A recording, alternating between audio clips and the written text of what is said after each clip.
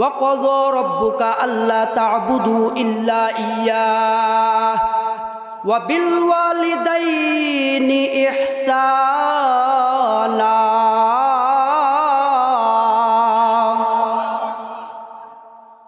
আল্লাহ রব্বুল আলামিন জানাইয়া দেয়, আমি আল্লাহ পাক রব্বুল আলামিনের চূড়ান্ত সিদ্ধান্ত, আমি আল্লাহ ছাড়া অন্য কারো ইবাদত করা যাবে না। আল্লাহ ছাড়া কারো ইবাদত করা যাবে না। আমার আল্লাহ তো বান্দাকে সৃষ্টি করেছে আমার আল্লাহর গোলামি করার জন্য। আল্লাহ কুরআনুল কারীমের ভিতরে জানাইয়া দিল, ওয়ামা খালাকতুল জিন্না ওয়াল ইনসা ইল্লা লিয়াবুদুন।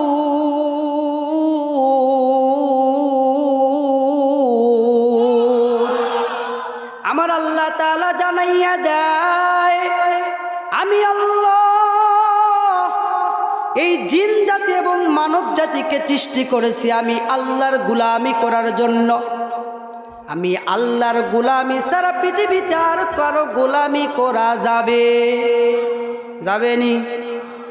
আল্লাহ রাব্বুল আলামিনের পরের আয়াতে আল্লাহ এই আয়াতের শেষে আবার জানাইয়া দেয়, আমার আল্লাহর ইবাদতের পাশাপাশি আমার আল্লাহ রাব্বুল আলামিন জানাইয়া দেয়, ওয়াবিল ওয়ালিদাইনি ইহসানা।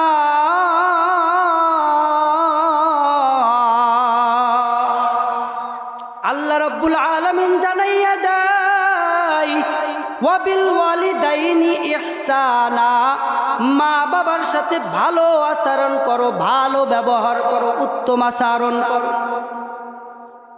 তাহলে মা বাবার সাথে কেমন আচরণ করতে হবে? কিন্তু মুসলমান, আমার আপনার সমাজের ভিতরে দেখা যায় মা বাবার সাথে ভালো আচরণ হয়নি, মা বাবার সাথে ভালো আচরণ হয় না। আল্লাহ রাব্বুল আলামিন এই আয়াতের ভিতরে মানুষদেরকে 6টা নিদর্শন দিয়েছে। আল্লাহ রাব্বুল আলামিন সবগুলো নিদর্শনের ভিতরে আমার আল্লাহ জানাইয়া দেয়, এ বান্দা আমি আল্লাহ যেই সমস্ত নিদর্শন দিলাম এই সমস্ত নিদর্শনের উপরে পরিপূর্ণ আমল করো। একটা সংক্ষেপে একটা কথা বলি, এই দুনিয়ার ভিতরে যত মানুষ আছে, ভাই বলেন, বোন বলেন, আত্মীয় স্বজন যারাই বলেন, স্বার্থ ছাড়া কেউ কাউরে ভালোবাসেনি। ওই ভাইকে জিজ্ঞাসা করেন, ও ভাই আপনি যে অপর ভাইকে ভালোবাসেন, বলেন ভাইকে মহব্বত করার ভিতরে আপনার স্বার্থ আসেনি? বলবে স্বার্থ আছে। পৃথিবীর ভিতরে বোন বোনকে স্বার্থ ছাড়া ভালোবাসে না। এই জমিনের ভিতরে স্বামী স্ত্রীকে স্বার্থ ছাড়া ভালোবাসে না, স্ত্রী স্বামীকে স্বার্থ ছাড়া ভালোবাসে না। তবে এমন একটা সম্পর্ক আছে, এমন একটা সম্পর্ক আছে যেই সম্পর্কের ভিতরে কোন রকম কোন লোভ লালসা থাকে না। এই সম্পর্কর নামই হলো মাতা পিতা সন্তানের সাথে ভালোবাসা। বললাম নি, মা বাবা যে সন্তানকে ভালোবাসে এর ভিতরে কোনো স্বার্থ আছে? এই ভালোবাসা আল্লাহ রাব্বুল আলামিন এই জন্য জানায়া দিলেন, ওয়াবিল ওয়ালিদাইনি ইহসানা, মা বাবার সাথে ভালো ব্যবহার। ইহসান শব্দের দ্বারা আল্লাহ রাব্বুল আলামিন জানান ওয়াবিল ওয়ালিদাইনি ইহসানা, অর্থাৎ তোমরা মা বাবার সাথে ভালো আচরণ করো, ভালো ব্যবহার করো, উত্তম আচরণ করো। কারণ তোমার মা বাবা এত কষ্ট করছে, এত কষ্ট করে, ওই মা বাবার সাথে ভালো আচরণ করো। হে যুবক ভাই, উত্তম আচরণ কেমনে হবে, ইহসান কাকে বলা হয় আগে যাই না লই।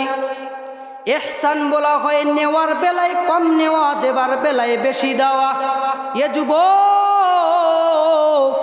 ওই মা যে তোমাকে ছোটবেলায় এত কিছু দিল, বলো কোনো স্বার্থ আসেনি? কোনো সময় হিসাব করছেনি? হিসাব করে না। এ সন্তান তোমারে আল্লাহ ইহসান শব্দ দ্বারা জানাইয়া দিল। ওই মা বাবা যখন বৃদ্ধ হইয়া যাইবে, ওই মা বাবাকে দেওয়ার সময় কোনো রকম ভাবে তুমি গণনা করিও না, বরঞ্চ বিনা হিসাবে তুমি মা বাবাকে দিতে থাকো। এটাকেই বলা হয় ইহসান। কোথাও তুমি ঘুরতে গেলা, ঘুরতে যাওয়ার পরে তুমি ওই জায়গায় সন্তানের জন্য যা পছন্দ করো, তোমার স্ত্রীর জন্য যা পছন্দ করো, এ যুবক শুনিয়া লও, তোমার মার বাবার জন্য সেইটা পছন্দ করো। এটাই হবে ইহসান। এই মা বাবার কথা আমার আল্লাহ রাব্বুল আলামিন কেন বারবার বললেন? কেন ইহসানের কথা বললেন? এ যুবক, মা বাবা সন্তানকে কোন রকম সন্তানের কাছ থেকে কোনো আশা চাওয়া ভরসা এই সব কিছু ছাড়াই মা বাবা সন্তানকে মহব্বত করে। পৃথিবীর ভিতরে এমন নজির কোথাও পাওয়া যায় না। একটা সন্তানের দিকে তাকাইবা, সন্তান বাবাকে মহব্বত করে কোনো না কোনো একটা উদ্দেশ্য ছাড়া, কারণ সন্তান বাবাকে দিল থেকে মহব্বত করে। কিন্তু বান্দা আজকের সমাজের ভিতরে সন্তান বাবারে মহব্বত করে টাকার জন্য। কথা বলেন ঠিক কিনা? এই জন্যই তো বাংলার জমিনের ভিতরে জায়গায় জায়গায় বৃদ্ধাশ্রম নামে বৃদ্ধাশ্রম আছে না নাই? এই জন্য মুসলমান, এ যুবক সন্তান তোমাদেরকে একটু বুঝাইতে চাই, তোমরা কেমনে বুঝবা ওই মা বাবা তোমার আমার জন্য কেমন ইহসান করছে ছোটবেলায়? ওই মা বাবা তোমারে কেমন ভালোবাসে, কেমন মহব্বত করে।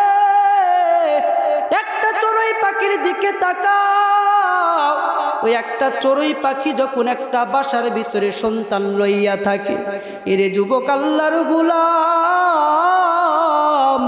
ওই চড়ুই পাখির বাচ্চাগুলো যখন কিচির মিচির করে আওয়াজ করে মায়ের কাছে বলে, মা গো আমার পানির পিপাসা লাগছে, ওই চড়ুই পাখি তখন মা আর নিজেকে স্থির করতে পারে না। ওই মা এইবার বাচ্চার কাছ থেকে দ্রুত সেখান থেকে বেরিয়ে যায়। বেরিয়ে যাওয়ার পরে যখন পানিটা ঠোঁটের ভিতর করিয়ে চড়ুই পাখিটা যখন বাসায় আসে, এরে যুবক আল্লাহর গোলাম, ওই চড়ুই পাখিটা যখন বাসায় আসে, যদি ওই ঘরের দরওয়াজা, ঘরের মালিক যদি দরওয়াজাটা বাহির থেকে সিটকারি দিয়ে আটকাইয়া যায়, ওই চড়ুই পাখি সাইডে দাঁড়াইয়া থাকে, ছটফট করে। কিন্তু চড়ুই পাখির মুখের ভিতরে যেই পানিটা আছে, বলেন ওই চড়ুই পাখির মা, ওই মা কখনো কি পানিটা ভক্ষণ করেনি? মা পানিটা ভক্ষণ করে না, বরঞ্চ সন্তানের জন্য আহাজারি করে। সন্তানের জন্য এই দরওয়াজা থেকে ওই দরজায় ছোটাছুটি করে। ছোটাছুটি করতে করতে ওই মা চড়ুই পাখিটা বারবার দরওয়াজার কাছে আসে, কখন দরওয়াজাটা খুইলা দিবে, আমার সন্তানরে আমার মুখের ভিতরের পানিটা খাইয়ে একটু তৃপ্তি করাইয়া নিব। এরে যুবক আল্লাহর গোলাম, প্রত্যেকটা মা বাবা এমন, একটা ঘরের ভিতরে তুমি যেই একটা মুরগ পালো, মুরগি পালো, মুরগির দিকে লক্ষ্য করলে একটু বুঝতে পারবা রে বাবা, যখন মুরগির সামনে ওই মাওয়ালা মুরগি সা বাচ্চা সহ করিয়া যখন একটা মুরগির সামনে একটা বিড়াল আসে, দেখবা ওই বিড়াল আসার পর ওই মা মুরগিটা এইবার চিন্তা করে, আমি বিড়ালকে তো প্রতিহিত করতে পারবো না, আমি মুরগির শরীরে তো তেমন শক্তি নাই, ওই মুরগি তো ওই বিড়াল তো আমার সন্তানকে খেয়ে ফেলবে, ওই মুরগি দেখবেন নিজের ডানার ভিতরে সন্তানগুলো ঢুকায় কি ঢুকায় না বাবা? যখন মোর ভিতরে ঢুকায়, ওই ডানার ভিতরে ঢুকানোর পর এইবার মা মুরগি চিন্তা করে আমি তো সন্তানকে হেফাজত করতে পারলাম, এখন যদি বিড়াল আমার উপরে আক্রমণ করে, আমি মারে প্রতিহিত আগে না কইরা আমি মারে না পাইলা মা মেরে ফেলে আমার সন্তানের গায়ে একটা আসরও দিতে পারবে না। এরকম প্রত্যেকটা সাধারণ পানির যদি এমন হালত হয়, আমার নবী আলাইহিস সালাতু ওয়াস সালামের জামানার ভিতরে আমার নবী আলাইহিস সালাতু ওয়াস সালামের একজন সাহাবী নবীজির দরবারে যাইতেছে, যাওয়ার পথে হঠাৎ করে একটা বাসার ভিতরে দেখে গাছের ভিতরে একটা পাখি কিচির মিচির করে, সুন্দর সুন্দর বাচ্চা ছানাগুলো কিচির মিচির করে। ওই সাহাবীর অনেক সুন্দর মায়া পড়ে গেছে বাচ্চার প্রতি। এইবার আল্লাহর বান্দা সাহাবী ওই বাসা থেকে বাচ্চাগুলো পাইরা যখন বাসার দিকে নিয়ে যায়, ওই মা বাচ্চা ওই বাচ্চাকে খাওয়া জোগাড় করানোর জন্য, খাবার জোগাড় করানোর জন্য বাসা থেকে বাহিরে গেছে। বাহির থেকে যখন আসার পর বাসার কাছে যাইয়া দেখে ওই বাসার ভিতরে তার ছানাগুলো নাই। এরে যুবক আল্লাহর গোলাম, ওই মা বাচ্চা এসে দেখুন দেখে বাসার ভিতরে আমার সন্তানগুলো নাই। আমার সন্তানগুলো কোথায় গেল? আমার সন্তানগুলোরে তো আমি দেখতে পারি না। এইবার মা পাখিটা এইবার ছোটাছুটি করিয়া দেয়, এদিকে যায় ওদিকে যায়, কিন্তু কোনো সন্ধান পায় না, সন্তান কোথায় গেল। ওই মা পাখিটা খুঁজতে খুঁজতে হঠাৎ করিয়া দেখে আল্লাহর বান্দার কাছে সন্তানগুলো বাঁধা। ওই মা পাখিটা গিয়া এইবার ওই সাহাবীর মাথার উপরে একবার পড়ে, মাথার উপরে এইবার দৌড়াদৌড়ি করে এবং জানায় কিচির মিচির করে আওয়াজ করে, কিন্তু সাহাবী তো তাদের কথা বুঝে না। এইবার যখন মা পাখিটা দেখলো কোনোভাবে আমার সন্তানকে সে ছাড়বে না, তবে একটা কাজ করা যায়, আমার সন্তানকে তো আমি পাবো না, তবে আমি যদি ওই মানুষের হাতে নিজেকে ধরা দে, প্রতিনিয়ত হয়তো আমি ধরা খাইব, তবে আমার সন্তানগুলোর সঙ্গে আমি থাকতে পারবো। এইবার মা পাখিটা যখন কাঁধের উপরে পড়িয়া গেল, ওই সাহাবীটা পাখিটাকে পাকড়াও করিয়া বাসায় রাইখা, সাহাবীদের একটা আমল ছিল, যে জিনিসটা হয়ে যাইত ওই জিনিসগুলো নবী আলাইহিস সালাতু ওয়াস সালামের কাছে জানাইতো। সাহাবী নবী আলাইহিস সালাতু ওয়াস সালামের কাছে যাইয়া বলে, ওগো পয়গম্বর, আমি একটা আজকে আশ্চর্য কাজ আমার সাথে হয়েছে। আমি পথিমধ্যে আসার সময় একটা বাসায় আমি সুন্দর সুন্দর পাখিগুলো দেখতে পাই। ওগো পয়গম্বর, আমি পাখিগুলো নিয়ে যখন বাসার দিকে রওনা হইয়া যায়, হঠাৎ করিয়া মা পাখিটা আমার মাথার উপরে কিচির মিচির করে, আমি তো বুঝি না। ওগো নবী আমার, আমি পাখিগুলো পাকড়াও করিয়া আমার বাসায় খাঁচার ভিতরে আটকাইয়া রাখি আসলাম। ও নবী, আমারে জানাইয়া দেন। নবী আলাইহিস সালাতু ওয়াস সালাম জানায়, এ সাহাবী, তুমি কি জানো ওই পাখিটা কি তোমার কাছে বলছে? ওই পাখিটা যখন তুমি দেখলা তার সন্তানগুলো পাকড়াও করছো, ওই পাখির কাছে সবচাইতে দামি সম্পদ হলো তার সন্তান আদিগুলো। ওই সন্তানগুলো যখন ধরছো, ওই পাখিগুলো এইবার দেখছে যে তার সন্তান তোমার কাছে বান্দা, তোমার কাছে পাকড়াও হয়ে আছে, তোমাকে বারবার মাথার উপরে ঘুরতেছে আর বলতেছিল, আমার সন্তানগুলো সাইরা দাও, সাইরা দাও। আমি মা তোমার কাছে হাত জোর করি, অনুরোধ করি, আমার সন্তানগুলো ছেড়ে দাও, আমার সন্তানগুলো এইভাবে পাকড়াও করো না।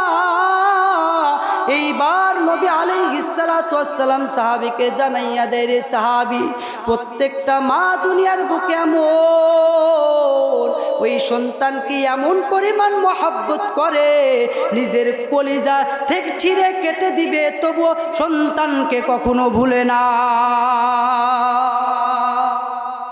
নবী আলাইহিস সালাতু ওয়াস সালাম এইবার সাহাবীকে ডাক দেয়া বলল, রে সাহাবী, বাসায় যাও, যাওয়ার পর ওই পাখিটাকে তুমি এই মুহূর্তে গিয়ে পাখি সাথে করে নিয়ে, বাচ্চা সাথে করে নিয়ে তার মাকে তার যথা স্থানের ভিতরে রাখিয়ে আসো।